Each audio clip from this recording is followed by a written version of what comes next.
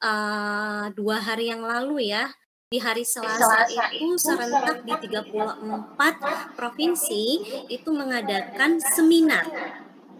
Jadi Jadi mereka mereka mengadakan mengadakan Apsifor Apsifor Mengabdi. Mengabdi. Jadi Jadi memang memang ditujukan untuk ditujukan untuk masyarakat masyarakat halayak halayak umum gitu, umum, masyarakat umum umum terkait terkait dengan dengan pelecehan pelecehan seksual pada seksual anak. pada anak. Temanya sama Temanya sama semua semua dan dan serentak di serentak jam di jam yang yang sama sama semua semua. gitu.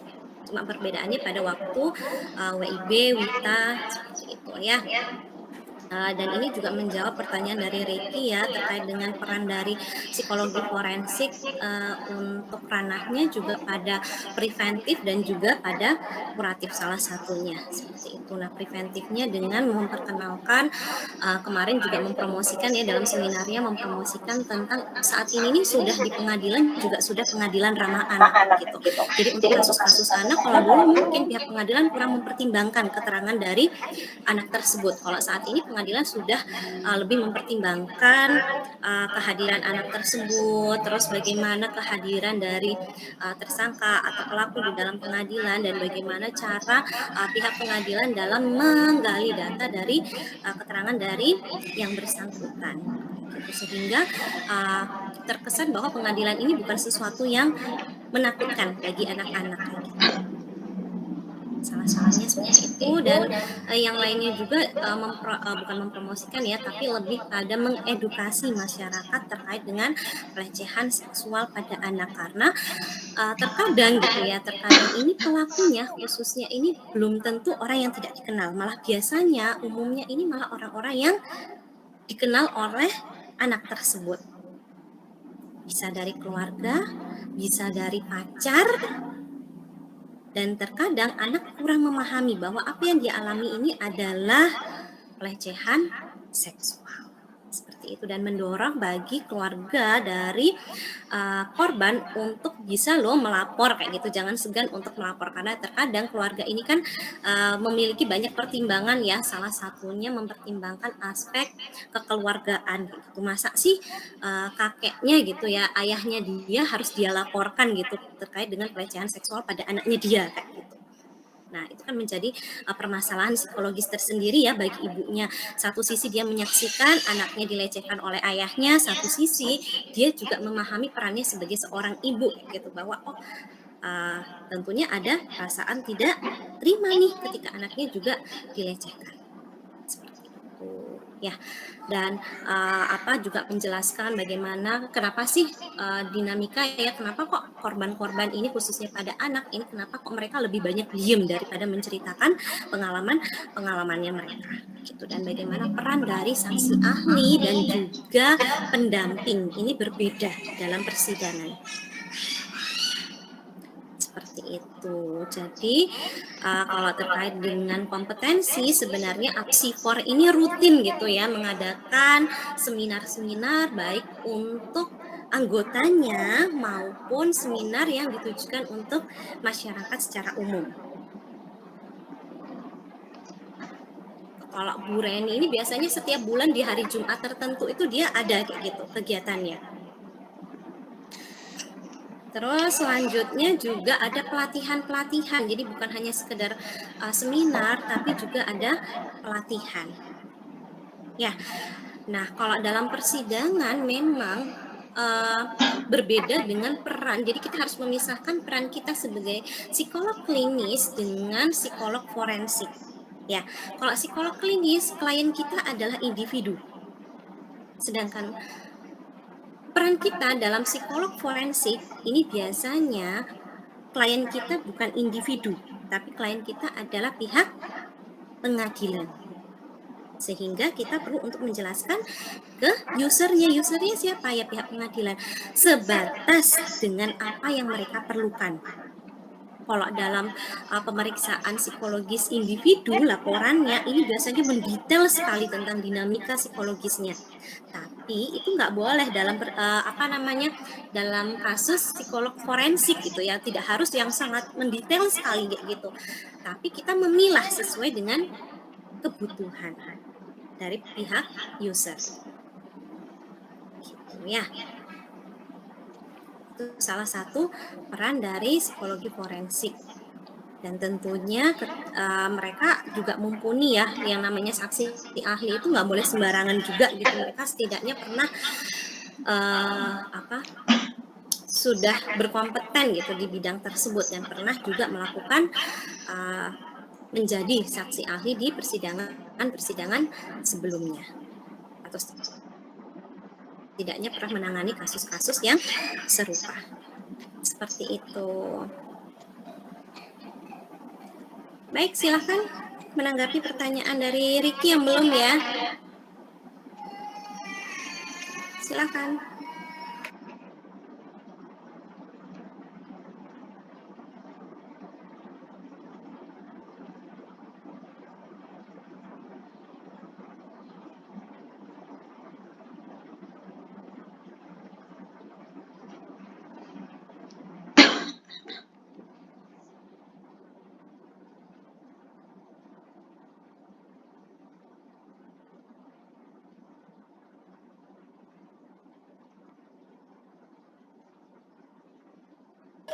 Silakan, ada yang mau menanggapi untuk pertanyaan dari Ricky? Peran dari psikologi forensik. Jadi di psikologi forensik ini khususnya APSIFOR ya, dalam APSIFOR ini Asosiasi Psikologi Forensik ini mewadahi psikolog maupun ilmuwan psikologi. Jadi kalau psikolog ini berarti dia memang lulusan dari magister profesi, sedangkan kalau ilmuwan psikologi ini bisa lulusan S1 psikologi, S2 psikologi, S3 psikologi.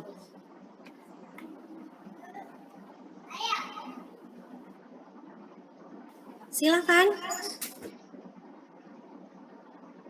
Izin masuk Ibu, izin menambahkan mungkin dari kelompok kami menjawab seperti yang Ibu tadi jelaskan tentang kejahatan pada anak.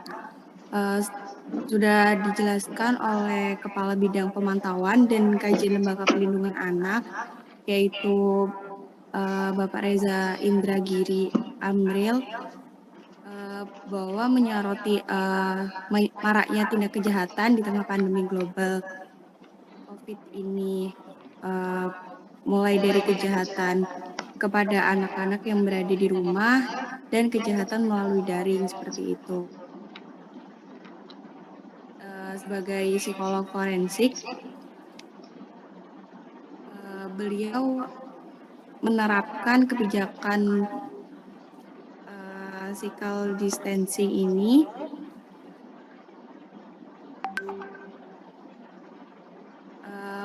maka masyarakat tidak bisa bebas untuk keluar rumah. Seperti itu. Lalu untuk mengantisipasi kepada polisi untuk menindak para pelaku kejahatan. Seperti itu mungkin Ibu dari kelompok kami untuk menambahkan terhadap kejahatan pada anak. Itu salah satunya ya, Cynthia ya. Iya begitu Ibu. Dari kelompok kami belum menemukan yang lain Ibu.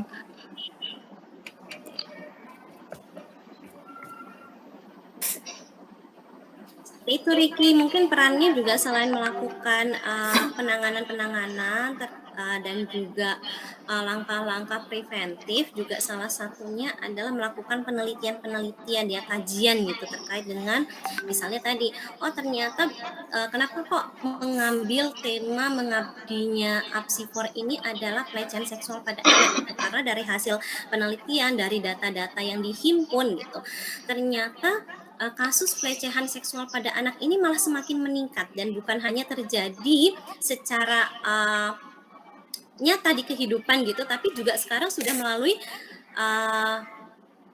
media sosial seperti itu. Baik Ibu, terima kasih dan terima kasih juga kepada kelompok presentasi.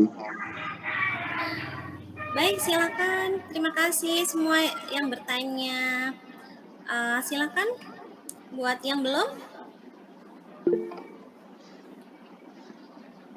Ini baru yang menanggapi 3 ya.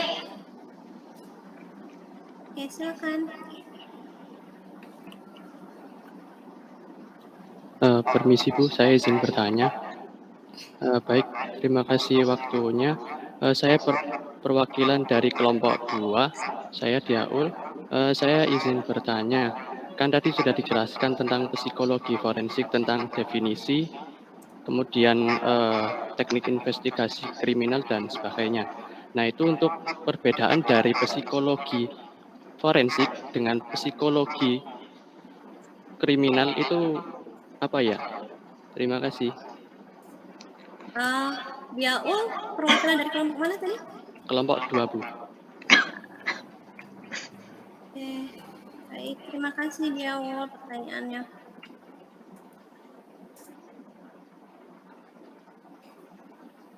Perbedaan psikologi forensik dan kriminologi gitu ya? Iya, Bu. Oke.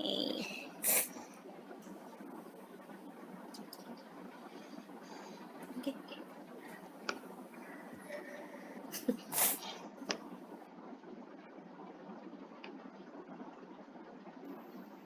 Silakan. Kelompok yang belum bertanya adalah kelompok 5. Mohon maaf, 3 yang saat ini presentasi ya. Permisi Bu, izin bertanya. Saya Valerita, perwakilan kelompok 5, mau bertanya, ada syarat-syarat khusus buat jadi psikolog forensik tidak? Kalau ada, boleh tolong dijelaskan. Terima kasih.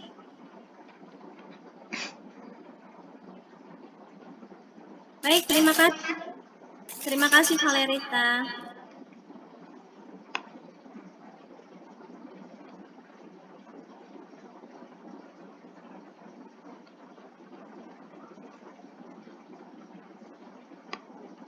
Baik, silakan menanggapi kelompok presentasi. Ibu, saya izin menanggapi pertanyaannya Diaul yang tentang perbedaan antara psikolog kriminologi gitu ya sama psikologi forensik. Jadi kalau berdasarkan bacaan di jurnal, kalau psikologi kriminal itu fokusnya itu mencari tahu mengapa orang melakukan kejahatan dari perspektif ilmu perilaku atau psikologi. Terus kalau misalnya psikologi forensik itu dia lebih luas, gak cuma neliti atau kaji kenapa orang melakukan suatu kejahatan, tapi dia juga nyari tahu sebab musabab orang melakukan perbuatan kriminal, melainkan membantu proses pengadilan dalam pembuktian di pengadilan gitu. Jadi nggak cuma awalnya doang ikut, tapi dari awal, dari proses pengadilan juga ikut. Terus habis itu rehabilitasi di lapas juga itu ada perannya dari psikologi forensik gitu sih. Semoga menjawab. Terima kasih. Terima kasih sudah sangat menjawab. Baik, terima kasih Cynthia dan Diaul.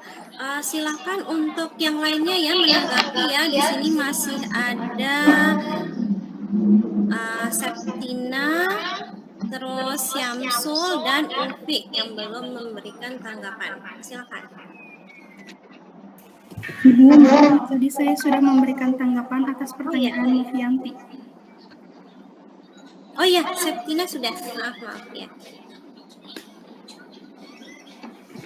Bu, saya izin menambahkan yang dari pertanyaan Mas Diaul tadi Bu, tentang perbedaan dari psikologi forensik dengan kriminologi. Dari yang saya baca, perbedaan itu kalau kriminologi lebih terfokus pada ilmu yang mempelajari tentang kejahatan-kejahatan atau tindak kriminal. Tapi pada psikologi forensik lebih pada motivasi atau alasan mengapa seseorang melakukan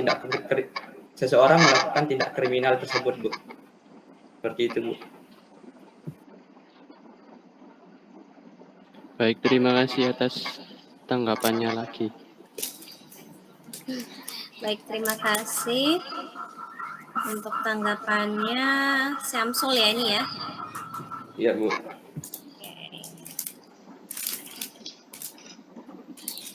Silakan untuk pertanyaan selanjutnya dari Valerita. Permisi Bu, saya izin untuk menjawab pertanyaan dari Valerita. Dari yang kami cari, syarat-syarat menjadi seorang psikolog forensik ini adalah lulusan S1 atau S2 psikologi, terus mempunyai gelar dokter psikologi atau PhD dalam psikologi forensik, lalu memiliki gelar hukum, dan mempunyai pengakuan atau lisensi dari negara. Begitu. Terima kasih.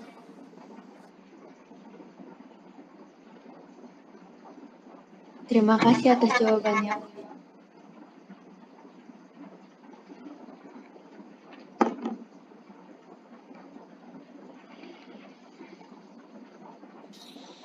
Baik, apakah sudah terjawab pertanyaannya? Sudah, Ibu. Terima kasih. Terima kasih Valerita dan Uci atas tanggapannya. Silakan bagi yang ingin bertanya lagi terkait dengan psikologi forensik. Izin bertanya, Bu. Silakan Salma. Saya Salma dari kelompok 2, izin bertanya mengenai teknik investigasi kriminal.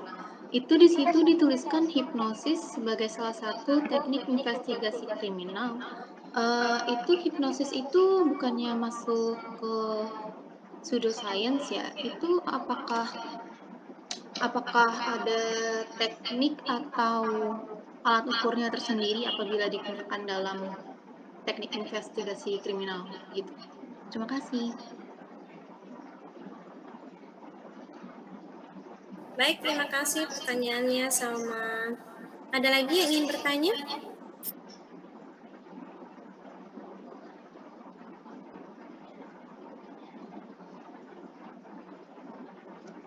Silakan.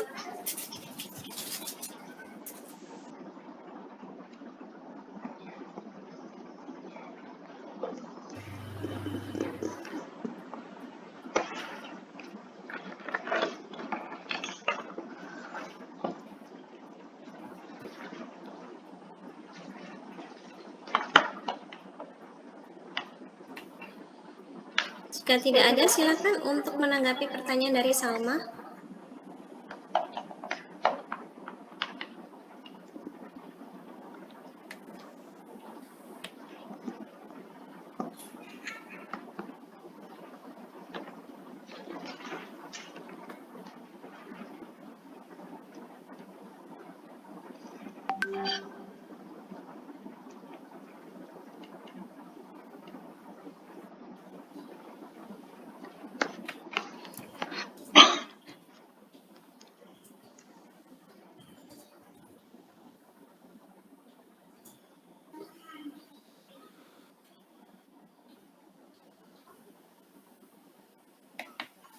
Silakan. Ya, Ibu, saya izin menjawab pertanyaan dari Salma. Untuk hipnosis sendiri dalam psikologi forensik ini bukan hanya saja untuk membuat seseorang tersangka kasus kejahatan mengaku akan kejahatannya, tapi penggunaan hipnosis ini lebih luas digunakan bagi para korban dan saksi untuk mengungkapkan yang dialami dan disaksikannya dengan lebih jelas. Untuk pengukurannya sendiri dapat dilakukan menggunakan Hypnotic Introduction Profile, Stanford Hypnotic Susceptibility Scales, Stanford Hypnotic Clinical Scale, atau Barber Creative Imagination Scale. Begitu, terima kasih.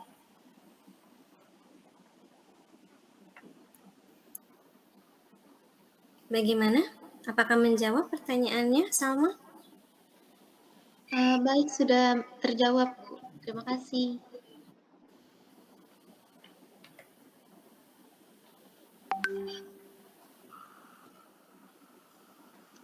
Ada lagi yang ingin bertanya terkait dengan psikologi forensik? Oke, silakan Nisrin. Selamat pagi, saya Nisrin. Mohon maaf kalau misalnya pertanyaannya rada aneh, tapi kira-kira kalau kita jadi psikolog forensik itu bakal mengancam jiwa nggak ya? Soalnya kan takut-takut malah nanti pelakunya dendam gitu sama kita gitu. Terima kasih. Baik, terima kasih Nisrin. Maaf.